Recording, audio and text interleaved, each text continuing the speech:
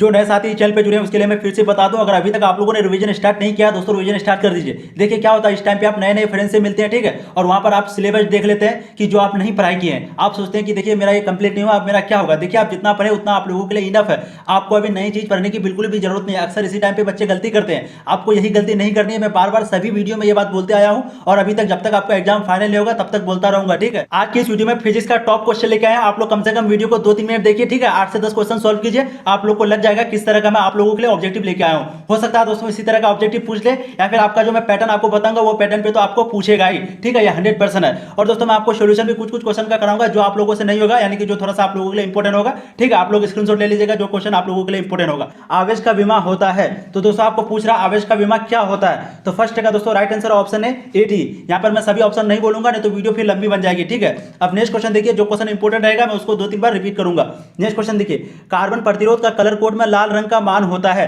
तो कार्बन प्रतिरोध में कलर कोड में लाल रंग का मान होता है, आपको पूछ रहा है तो कितना होता है। तो दोस्तों सेकंड का राइट आंसर होगा आपका ऑप्शन सी 2। तो कार्बन प्रतिरोध का कलर कोड में लाल रंग का मान 2 होता है। नेक्स्ट क्वेश्चन देखिए, सेल का विद्युत वाहक बल मापा जा सकता है। आपको पूछ रहा है सेल का विद्युत वाहक बल किसके द्वारा मापा जाता है। तो दोस्तों इसका राइट आंसर है विभव मापी द्वारा, यानी कि विभव मापी के द्वारा आपका सेल का विद्युत वाहक बल मापा जाता है। अब नेक्स्ट क्वेश्चन नंबर 4 आपका आदर्श वोल्टमीटर का प्रतिरोध होता है। तो आदर्श वोल्टमीटर का प्रतिरोध कितना होता है, आप लोग जल्द से जल्द कमेंट करेंगे। तो 4 का दोस्तों राइट आंसर होगा ऑप्शन डी अनंत, यानी कि इन्फिनिटी राइट आंसर है आपका, ठीक है। तो आदर्श वोल्टमीटर का प्रतिरोध इन्फिनिटी होता है। नेक्स्ट क्वेश्चन देखिए, क्षैतिज प्रदर्शित करते हैं। तो क्षैतिज जो है वो क्या प्रदर्शित करते हैं। तो 5th का आपका राइट आंसर ऑप्शन सी लौह चुंबकीय पदार्थ। तो क्षैतिज जो है वो प्रदर्शित करते हैं लौह चुंबकीय पदार्थ। अब नेक्स्ट क्वेश्चन देखिए, क्वेश्चन नंबर 6 है आपका विद्युत चुंबकीय प्रेरण की घटना के आविष्कारक थे। तो विद्युत चुंबकीय प्रेरण की घटना के आविष्कारक कौन थे। ये क्वेश्चन बहुत ईजी है और लगभग हर बार पूछता है। तो दोस्तों 6 का राइट आंसर है बी फैराडे। तो विद्युत चुंबकीय प्रेरण की घटना के आविष्कारक थे फैराडे। नेक्स्ट क्वेश्चन देखिए, ट्रांसफार्मर एक युक्ति है। तो ट्रांसफार्मर एक युक्ति है क्या करने के लिए। तो दोस्तों आपका राइट आंसर है एसी वोल्टता बढ़ाने या घटाने के लिए। तो आपका राइट आंसर ऑप्शन डी होगा, ट्रांसफार्मर एक युक्ति है एसी वोल्टता बढ़ाने या घटाने के लिए। क्या करने के लिए, एसी वोल्टता बढ़ाने या फिर घटाने के लिए। अब नेक्स्ट क्वेश्चन देखिए, क्वेश्चन नंबर 8 जो कि मैं पिछले वीडियो में भी कराया हूं, कोहरे में फोटोग्राफी के लिए प्रयुक्त फिल्म होती है। आपको पूछ रहा है कोहरे में जो फोटोग्राफी होती है उस समय प्रयुक्त फिल्म क्या होती है, आपको ये पूछ रहा है। तो दोस्तों 8 का आपका राइट आंसर है ऑप्शन बी औरक्त। औरत आपका राइट आंसर होगा बी। जब कोहरे में फोटोग्राफी के लिए प्रयुक्त होती है फिल्म में तो वो है औरत। ये क्वेश्चन इंपॉर्टेंट है आप लोगों के लिए। नेक्स्ट क्वेश्चन देखिए, एक माध्यम से दूसरे माध्यम में जाने पर प्रकाश की किरण मुड़ जाती है, किरण के मुड़ने को कहा जाता है। देखिए कितना इजी क्वेश्चन है, लेकिन बहुत बच्चे इस पे कंफ्यूज हो जाते हैं। बहुत इजी क्वेश्चन कभी कभी बिहार बोर्ड पूछता है दोस्तों। तो 9 का आपका राइट आंसर ऑप्शन सी अपवर्तन। तो एक माध्यम से दूसरे माध्यम में जाने पर प्रकाश की किरण मुड़ जाती है, इस घटना को हम लोग अपवर्तन भी कहते हैं, ठीक है। अपवर्तन ही कहते हैं, भी नहीं। नेक्स्ट क्वेश्चन देखिए, क्वेश्चन नंबर 10 आपका नाविकों के मिलने से नए नाविक के बनने और ऊर्जा के मुक्त होने की घटना को कहते हैं। तो नाविकों के मिलने से नए नाविक के बनने और ऊर्जा मुक्त होने की घटना को क्या कहते हैं। तो दोस्तों 10 का राइट आंसर ऑप्शन है नाभिकीय संलयन। नाभिकीय संलयन कहते हैं उस घटना को। नेक्स्ट क्वेश्चन देखिए, कूलम्ब बल है। तो कूलम्ब बल क्या है, केंद्रीय बल है, विद्युत बल है, या फिर ऑप्शन सी दोनों है। तो दोस्तों आपका राइट आंसर होगा ऑप्शन सी ए और बी दोनों। तो कूलम्ब बल जो है वो केंद्रीय बल भी है यानी कि सेंट्रीपिटल फोर्स, और दोस्तों विद्युत बल यानी कि इलेक्ट्रिक फोर्स दोनों है, कूलम्ब बल दोनों है। अब नेक्स्ट क्वेश्चन देखिए, क्वेश्चन नंबर 12 किलोवाट घंटा यानी कि किलोवाट घंटा KWH मात्रक है, किसका मात्रक है, किलोवाट घंटा। तो दोस्तों राइट आंसर आपका होगा ऊर्जा का। तो किलोवाट घंटा ऊर्जा का मात्रक है। बहुत इजी क्वेश्चन है, लेकिन बिहार बोर्ड यही सब पूछता है, न्यूमेरिकल कभी नहीं पूछता है, खास करके बिहार बोर्ड। नेक्स्ट क्वेश्चन देखिए, स्वस्थ मनुष्य के शरीर का विद्युत प्रतिरोध है। तो स्वस्थ मनुष्य दोस्तों आज पे आपको इस पे कंफ्यूज नहीं होना, बहुत इजी क्वेश्चन है और अक्सर लोग इस पे कंफ्यूज होते हैं। तो 13 का आपका राइट आंसर ऑप्शन ए होगा 50,000 ओम, 50,000 ओम आपका राइट आंसर होगा। तो स्वस्थ मनुष्य के शरीर में कितना होता है, 50,000 ओम प्रतिरोध होता है। अब नेक्स्ट क्वेश्चन देखिए, क्वेश्चन नंबर 14 आपका 10 एम्पीयर की धारा एक तार से 10 सेकंड तक प्रवाहित होती है। यदि तार का विभवांतर 15 वोल्ट हो तो किया गया कार्य होगा। यहाँ पर आपको पूछ रहा है W, और आपको यहाँ पर दिया हुआ जैसे कि हम लोग फॉर्मूला जानते हैं I बराबर होता है Q/T, ठीक है। I बराबर होता है Q/T, Q आपका दिया हुआ यहाँ पर 10 एम्पीयर, T दिया हुआ टाइम, ठीक है, और I इससे निकल जाएगा। जब I आपका निकल जाएगा, I भी निकल जाएगा और यहाँ पर वोल्ट दिया हुआ, ये दोनों से दोस्तों आपका वर्क निकल जाएगा। तो 14 का दोस्तों राइट आंसर होगा ऑप्शन है 1500 जूल। तो आप लोग जरूर इस फॉर्मूला पे बैठाइएगा, आप लोगों का राइट आंसर 1500 जूल निकलेगा। नेक्स्ट क्वेश्चन देखिए, टेस्ला इकाई होती है। तो टेस्ला किसकी इकाई होती है, आप लोग जल्द से जल्द कमेंट कीजिए। तो 15 का दोस्तों राइट आंसर होगा चुंबकीय क्षेत्र की। तो टेस्ला इकाई होती है चुंबकीय क्षेत्र की। नेक्स्ट क्वेश्चन देखिए, क्वेश्चन नंबर 16 आपका 5 ओम प्रतिरोध के एक तार से जिसका विभवांतर 7 वोल्ट है 20 मिनट तक धारा प्रवाहित होती है तो ऊष्मा होगा। तो आपको यहाँ पर ऊष्मा पूछ रहा है जिसका आपका आर दिया हुआ कितना 5 ओम, वहीं पे दोस्तों विभवांतर दिया हुआ 7 वोल्ट और टाइम भी दिया हुआ 20 मिनट। जब आप इसको फॉर्मूला पर बैठाइएगा तो दोस्तों आपका राइट आंसर होगा उत्पन्न ऊष्मा। ठीक है, तो 16 का राइट आंसर होगा ऑप्शन डी 2800 कैलोरी। दोस्तों ये जो वीडियो लंबी बन जाती है इसलिए मैं यहाँ पर न्यूमेरिकल सॉल्व नहीं कर पा रहा हूँ, लेकिन आप लोग को एक छोटा छोटा न्यूमेरिकल जरूर आना चाहिए। अब नेक्स्ट क्वेश्चन देखिए, वैसे आप लोगों को इस बार ऑप्शन बहुत ज्यादा है, अगर आप लोग न्यूमेरिकल नहीं भी जानते तो आप लोगों को टेंशन लेने की जरूरत नहीं है, क्योंकि आपका इस बार न्यूमेरिकल बहुत ज्यादा है, आप लोग किसी को भी बना करके 100% सॉल्व कर सकते हैं। तो दोस्तों 17 क्वेश्चन है, लोहा होता है, लोहा क्या होता है? तो 17 का राइट आंसर होगा लौह चुंबकीय। तो लोहा एक लौह चुंबकीय होता है। ठीक है, ये तीनों क्वेश्चन नहीं होगा, मतलब कि ऑप्शन नहीं होगा, राइट आंसर आपका ऑप्शन सी होगा। नेक्स्ट क्वेश्चन देखिए, क्वेश्चन नंबर 18 है, किसी विभव मापी की संवेदनशीलता को बढ़ाने के लिए क्या करना चाहिए? तो दोस्तों 18 का राइट आंसर होगा आपका ऑप्शन है, इसका अनुप्रस्थ क्षेत्र बढ़ाना चाहिए। तो जब हम लोग इसका संवेदनशीलता को बढ़ाएंगे तो आपको क्या करना होगा? अनुप्रस्थ क्षेत्र को बढ़ाना होगा। अब नेक्स्ट क्वेश्चन देखिए, क्वेश्चन नंबर 19 है, वीडियो को लंबा नहीं बनाएंगे।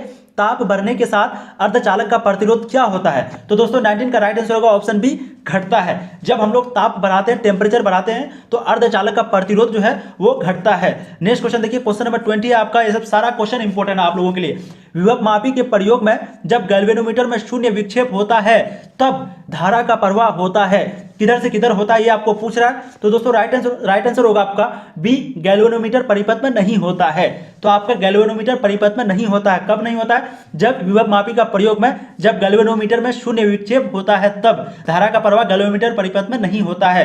नेक्स्ट क्वेश्चन, क्वेश्चन नंबर 21 आपका, विवर होल मोबाइल आवेश वाहक होता है। तो आपको पूछ रहा है विवर होल मोबाइल आवेश में वाहक किसमें होता है, आपको यही पूछ रहा है। तो 21 का राइट आंसर होगा आपका फॉरबिडन ऊर्जा अंतराल में, फॉरबिडन ऊर्जा अंतराल में आपका राइट आंसर होगा। नेक्स्ट क्वेश्चन देखिए, ट्रांजिस्टर की धारा लाभ अल्फा परिभाषित होता है। आपको पूछ रहा है ट्रांजिस्टर की जो धारा है अल्फा परिभाषित किसके लिए है? आप लोग राइट आंसर जरूर दीजिए। तो 22 का right answer option B, IC/IE, IC/IE। ठीक है, राइट आंसर आपका होगा IC/IE ऑप्शन बी।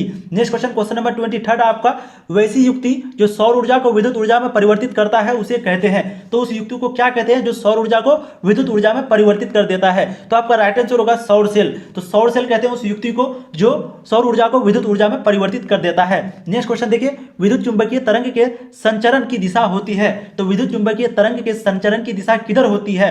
तो 24 का right answer option D, E electric field into B के समांतर। ठीक है, तो आपका राइट आंसर होगा option D, E into B के समांतर होती है। किसका? विद्युत चुंबकीय तरंग के संरचन की दिशा। अब नेक्स्ट क्वेश्चन, क्वेश्चन नंबर 25 पे आपका, समतल दर्पण की वर्कता त्रिज्या होती है। तो समतल दर्पण की वर्कता त्रिज्या क्या होती है? अनंत होती है, शून्य होती है, क्या होती है? तो दोस्तों 25 का राइट आंसर होगा आपका ऑप्शन ए, अनंत। तो समतल दर्पण की वर्कता त्रिज्या अनंत होती है, उसका कोई त्रिज्या का सीमा नहीं है, वो इन्फिनिटी होता है। नेक्स्ट क्वेश्चन, क्वेश्चन नंबर 26, तालाब की तली कुछ ऊपर उठी हुई प्रतीत होती है, इसका कारण है? तो तालाब जो है उसका तली, ठीक है, उसका प्लेन जो है वो ऊपर उठा हुआ थोड़ा सा नजर आता है, वो क्यों होता है, इसका कारण क्या है? ठीक है, तो 26 का राइट आंसर है आपका प्रकाश का अपवर्तन। तो प्रकाश का अपवर्तन के कारण हम लोगों को तालाब की तली जो है कुछ ऊपर उठी हुई नजर आती है। नेक्स्ट क्वेश्चन, क्वेश्चन नंबर 27 है आपका, लेंस की क्षमता का एसआई मात्रक है। आपको पूछ रहा है लेंस की क्षमता का एसआई मात्रक क्या है? तो 27 का दोस्तों राइट आंसर है ऑप्शन बी, डायोप्टर। तो लेंस की क्षमता का एसआई मात्रक डायोप्टर होता है। नेक्स्ट क्वेश्चन देखिए, एक उपयोगतल लेंस जिसका म्यू दिया हुआ 1.5 के प्रत्येक तल की वर्कता त्रिज्या भी दिया हुआ 20 सेमी है, तो लेंस की क्षमता होगी। तो जब आप फॉर्मूला पे बैठाएंगे तो दोस्तों 28 का राइट आंसर निकलेगा आपका ए, 5D। अभी सॉल्यूशन नहीं करूंगा, फिर दोस्तों वीडियो लंबी बन जाती है। नेक्स्ट क्वेश्चन देखिए, एक आवर्धक ग्लास जिसकी क्षमता दिया हुआ 12D की आवर्धक क्षमता है। तो 29 का दोस्तों राइट आंसर आपका होगा ऑप्शन ए, 4। तो एक आवर्धक ग्लास जिसका क्षमता 12D है तो उसका आवर्धक क्षमता कितना होगा? 4 होगा। इस बार आप लोगों के पास ऑप्शन ज्यादा है, इसलिए न्यूमेरिकल का आप लोग बिल्कुल भी टेंशन मत लीजिए। नेक्स्ट क्वेश्चन देखिए, विभिन्न दिशाओं में कॉर्निया की वर्कता में असमानता के कारण उत्पन्न दृष्टि दोष को कहते हैं। तो विभिन्न दिशाओं में कॉर्निया की वर्कता में असमानता के कारण उत्पन्न दृष्टि दोष को क्या कहते हैं? उस दृष्टि दोष का नाम क्या है? तो दोस्तों 30 का राइट आंसर ऑप्शन डी, अबिंदुकता। अबिंदुकता उसका राइट आंसर होगा। नेक्स्ट क्वेश्चन देखिए, निकट दृष्टि दोष निवारण के लिए प्रयुक्त किया जाता है। तो हम लोग का जो निकट दृष्टि दोष होता है उसका उपचार के लिए, उसका निवारण के लिए प्रयुक्त लेंस, उस लेंस का क्या नाम है? तो 31 का राइट आंसर है ऑप्शन सी, अवतल लेंस। तो उस लेंस का नाम है अवतल लेंस। निकट दृष्टि दोष का निवारण के लिए अवतल लेंस का प्रयोग करते हैं। नेक्स्ट क्वेश्चन देखिए, क्वेश्चन नंबर 32 आपका, निम्नलिखित में कौन विद्युत चुंबकीय तरंग नहीं है? तो आपको पूछ रहा है निम्न में से कौन विद्युत चुंबकीय तरंग नहीं है? तो दोस्तों 32 का आपका राइट आंसर होगा ऑप्शन सी, ध्वनि तरंग। ध्वनि तरंग जो है वो विद्युत चुंबकीय तरंग नहीं है। नेक्स्ट क्वेश्चन देखिए, जब प्रकाश की एक किरण स्लैब में प्रवेश करती है तो इसका तरंग दैर्ध्य क्या होता है? घटता है, बढ़ता है, अपरिवर्तित होता है, आंकड़े पूर्ण नहीं है। तो दोस्तों 33 का राइट आंसर होगा आपका ए, घटता है। तो जब प्रकाश की किरण स्लैब में प्रवेश करती है यानी कि कोई शीशा में प्रवेश करता है तो इसका तरंग दैर्ध्य जो है वो क्या होता है? घटता है। आपका ऑप्शन ए राइट आंसर होगा, घटता है। नेक्स्ट क्वेश्चन देखिए, क्वेश्चन नंबर 34 आपका, हाइड्रोजन परमाणु के प्रथम बोर कक्षा में इलेक्ट्रॉन की ऊर्जा -13.6 इलेक्ट्रॉन वोल्ट है, उसके दूसरे बोर कक्षा में इलेक्ट्रॉन की ऊर्जा होगा। तो आपको यहाँ पर पूछ रहा है प्रथम बोर कक्षा में इलेक्ट्रॉन की ऊर्जा दिया हुआ कितना? -13.6, जो कि हम लोगों को याद भी होगा, और उसके दूसरे जो बोर कक्षा में इलेक्ट्रॉन की ऊर्जा होगा। तो दोस्तों देखिए इसका तो एक फॉर्मूला भी होता है, लेकिन आप लोगों को सिंपली मुंह में याद होना चाहिए। तो 34 का राइट आंसर होगा आपका ऑप्शन ए, -3.4 इलेक्ट्रॉन वोल्ट। तो सेकंड वाला होता है -3.4 इलेक्ट्रॉन वोल्ट, वहीं पे फर्स्ट वाला आपका होता है -13.6 इलेक्ट्रॉन वोल्ट। ठीक है, अब नेक्स्ट क्वेश्चन देखिए, हाइड्रोजन स्पेक्ट्रम की कौन सी श्रेणी अवरक्त भाग में नहीं पड़ती? तो आपको पूछ रहा है हाइड्रोजन स्पेक्ट्रम की कौन सी श्रेणी अवरक्त भाग में नहीं पड़ती है? तो 35 का दोस्तों राइट आंसर आपका होगा ऑप्शन डी, लाइमन श्रेणी में। तो लाइमन श्रेणी में अवरक्त भाग में नहीं पड़ती है हाइड्रोजन स्पेक्ट्रम की। ठीक है, नेक्स्ट क्वेश्चन, क्वेश्चन नंबर 36 आपका दिया हुआ थोरियम दिया हुआ जिसका 90 है। ठीक है, मास नंबर, और मतलब कि मास नंबर 230 है, और वहीं पे दोस्तों एटॉमिक नंबर 90 है कि एक परमाणु में न्यूट्रॉनों की संख्या है। तो जब आप फॉर्मूला बैठाएंगे तो न्यूट्रॉनों की जो संख्या निकलेगा आपका ऑप्शन बी 140, 230 में ये घटा देंगे। तो यहाँ पर दोस्तों फॉर्मूला है आपका एटॉमिक मास में जब एटॉमिक नंबर घटा देते हैं तो न्यूट्रॉनों की संख्या निकल जाती है, जो कि है 140। अब नेक्स्ट क्वेश्चन देखिए, क्वेश्चन नंबर 37 आपका, एक रेडियो एक्टिव नमूने की अर्ध आयु 10 घंटे है, इसकी औसत आयु होगी।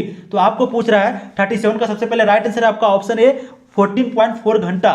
ठीक है, तो एक रेडियो एक्टिव नमूने की अर्ध आयु कितना है? 10 घंटा है, तो इसकी औसत आयु क्या है? 14.4 घंटा। ये क्वेश्चन उतना इंपॉर्टेंट नहीं है, कभी तो पूछा नहीं है। दोस्तों अगर अभी तक आप लोगों ने चैनल को सब्सक्राइब नहीं किया, दोस्तों चैनल को सब्सक्राइब कीजिए, क्योंकि मैं आपको फिजिक्स, केमिस्ट्री, बायोलॉजी के साथ साथ मैथ भी इस चैनल पे कराता हूं, आप लोग जाकर के देख सकते हैं। ठीक है, और आपका आंसर की भी कराऊंगा जो आपका एग्जाम होगा, और हो सकता है क्वेश्चन आउट हो जाए तो आपको इसी चैनल पे कराऊंगा, इसलिए आप लोग चैनल को सब्सक्राइब जरूर कर लीजिए। अब नेक्स्ट क्वेश्चन देखिए, क्वेश्चन नंबर 38 आपका, एनपीएन ट्रांजिस्टर की क्रिया में उत्सर्जक धारा आई, आधार धारा आईबी तथा समग्राहिक धारा आईसी में संबंध है। तो आपको पूछ रहा है आईसी, आईबी और आईसी में संबंध क्या है? तो दोस्तों 38 का जो राइट आंसर होगा आपका option A, IC = IE - IB, IC = IB - IE। ये क्वेश्चन देखिए बहुत इंपॉर्टेंट है, IE - IB, ये क्वेश्चन बहुत इंपॉर्टेंट है दोस्तों, आप लोग स्क्रीनशॉट ले लीजिए। अब नेक्स्ट क्वेश्चन देखिए, दी गई सत्यता सारणी जिस गेट की है उसका नाम है। तो ये जो आपका गेट दिया हुआ है, अब आपको इसका नाम पूछ रहा है, नंद होगा, एंड होगा, और होगा, नोर होगा। तो 39 का राइट आंसर आपका ऑप्शन बी, एंड। तो ये एंड गेट का है, किसका? ये एंड गेट का। आप लोग देखिए यहाँ पर एक 0 है, बाकी सब जो है 0 1 1 0 1 1, तो ये किसका है? एंड गेट का है। अब नेक्स्ट क्वेश्चन, क्वेश्चन नंबर 40 आपका, नंद गेट, ठीक है, NAND गेट के लिए बूलियन व्यंजक है। तो NAND नंद गेट के लिए बूलियन व्यंजक कौन सा है? आप लोग जरूर कमेंट करें। तो 40 का right answer option A, A.B पे बार = Y। ठीक है, इसको डैश भी बोलते हैं, तो A.B डैश = Y। तो नंद गेट के लिए बूलियन व्यंजक यही है, option A. Next question, question number 41 आपका, मॉड्यूलन की विपरीत प्रक्रिया को कहते हैं। तो मॉड्यूलन के विपरीत प्रक्रिया को क्या कहते हैं? तो दोस्तों 41 का राइट आंसर होगा आपका ऑप्शन ए, विमाडुलन। तो मॉड्यूलन के विपरीत क्या कहते हैं? विपरीत हो गया वि, और मॉड्यूलन हो गया मॉड्यूलन, तो विमाडुलन। ठीक है, तो प्रक्रिया को कहते हैं विमाडुलन। नेक्स्ट क्वेश्चन देखिए, क्वेश्चन नंबर 42 है आपका, पृथ्वी के किसी स्थान पर एक टीवी प्रेशर टावर की ऊंचाई 245 मीटर है, जिनकी अधिकतम दूरी तक इस टावर का प्रसारण पहुंचेगा वह है। तो दोस्तों ये ऑब्जेक्टिव टाइप क्वेश्चन है, सबसे पहले आंसर सुन लीजिए, 56 किलोमीटर। ठीक है, कभी भी इस तरह का क्वेश्चन आए तो आपको डायरेक्ट आंसर लगाना, क्योंकि क्वेश्चन बिल्कुल सेम टू सेम रहता है। सबसे पहले तो ये क्वेश्चन कभी पूछा नहीं, लेकिन अगर कभी पूछ दे तो सेम टू सेम यही क्वेश्चन आपका रहेगा, इसलिए आप लोग ऑब्जेक्टिव याद रखिए, कितना है? 56 किलोमीटर। 56 किलोमीटर 245 मीटर ऊंचाई होना चाहिए। तो दोस्तों उम्मीद करता हूं आप लोगों को ये सारे ऑब्जेक्टिव इंपॉर्टेंट लगे होंगे। मैं आप लोगों के लिए इंपॉर्टेंट से इंपॉर्टेंट ऑब्जेक्टिव लेके आता हूं इस चैनल पे। ठीक है, इसलिए आप लोग चैनल को सब्सक्राइब कर लीजिए, और दोस्तों वीडियो को शेयर जरूर कीजिए, क्योंकि आप लोग जानते हैं काफी कम बच्चे इस समय पढ़ पाए हैं, खासकर लॉकडाउन के कारण। इसलिए दोस्तों वीडियो को शेयर कर दीजिए, 2-3 दिन बचे में जो अच्छा से थोड़ा सा तैयारी हो जाए। फिर मिलते हैं दोस्तों नया वीडियो में, तब तक के लिए जय हिंद, जय भारत।